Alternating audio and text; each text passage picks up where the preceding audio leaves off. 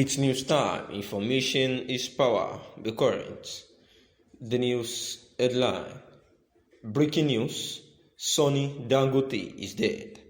The vice president of Dangote Group, Sonny Dangote, is said to be dead. Sonny, a younger brother of the Africa's richest man, Aliko Dangote, died after protracted illness in the United States of America on Sunday. The deceased was an accomplished businessman of repute with several investments in manufacturing, agriculture, banking, and oil services.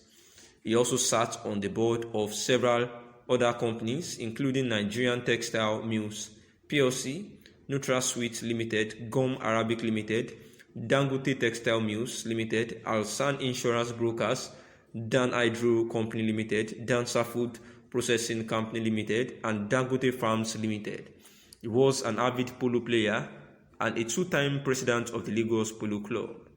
The popular business mogul was also a member of several chambers of commerce, a fellow of the Chartered Institute of Shipping of Nigeria, and president of the Fertilizer Producers and Suppliers Association.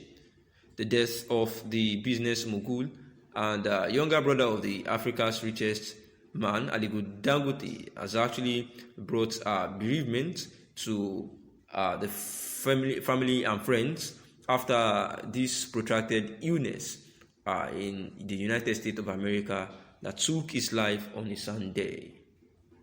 Also, Justice Binta Nyako harassment has brought about the reaction of the Serap, as it is neither independent nor effective. As such, the investigation is incapable of identifying all the suspected perpetrators and their sponsors and credibly delivering justice in the matter.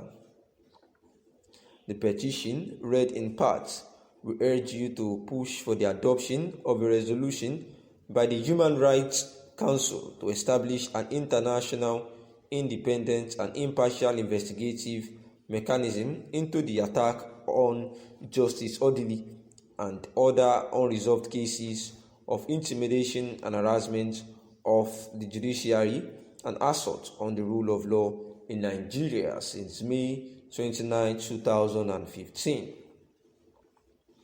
An international investigation into the cases of intimidation and harassment of judges in Nigeria will meet the highest international standards and best practices and assist the Nigerian authority to take steps to improve respect for the independence of the judiciary, the rule of law, and access to justice for victims and human rights.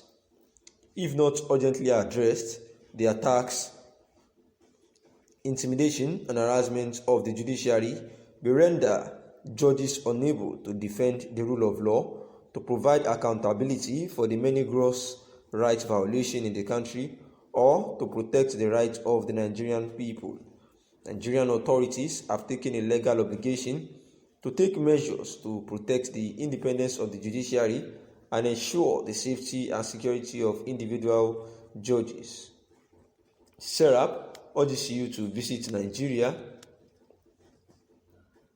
to carry out a mission to investigate cases of intimidation and harassment of judges, assess the independence of the judiciary and the rule of law, and to continue to monitor the situation. The proposed visit would help to support the efforts to bring Nigeria's justice system in line with the international standards and free of political interference. Nigerian authorities continue to fail and also to thoroughly, impartially, independently, transparently, and effectively investigate cases of attacks, intimidation, and harassment of judges, the very people who protect and guarantee human rights, while the Nigerian authorities have arrested some of the suspected perpetrators. At least 10 more persons reportedly involved in the assault on Justice Aide are still very large. Independence of the judiciary is enshrined in the Nigerian Constitution of 1999 as amended and under human rights treaties, including the International Covenant on Civil and Political Rights, and the African Charter on Human and People's Rights, to which Nigeria is a state party. The attack on Justice Odili is not an isolated incident.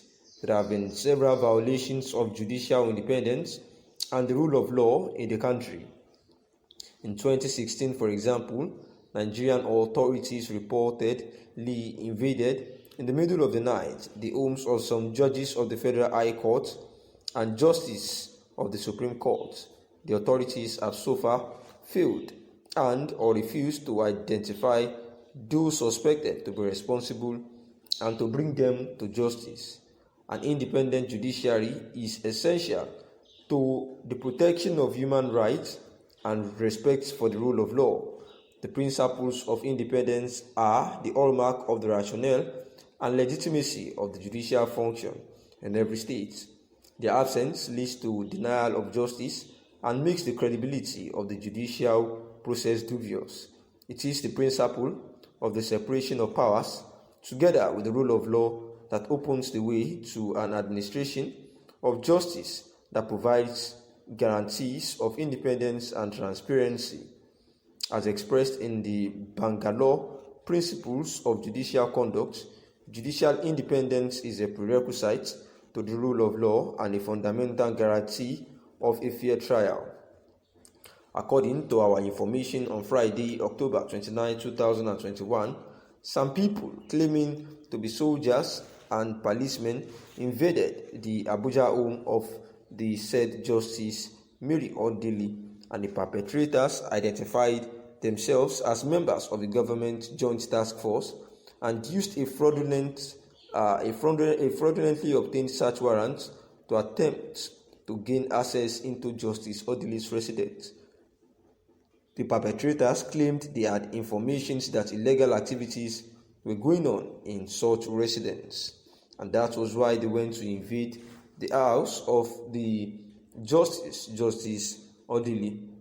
And this intimidation and harassment has actually been questioned, and therefore Sarah, who happens to be the special rapporteur on the independence of judges and lawyers over vicious assaults of Justice Mary Odili, had actually took their time to say that this is an intentional act by the federal government of Nigeria to deprive the judicial system of their freedoms, and therefore this poses a great risk to the independence and authority of our judicial system, which will put all Nigerians' freedom at risk if care is not taken.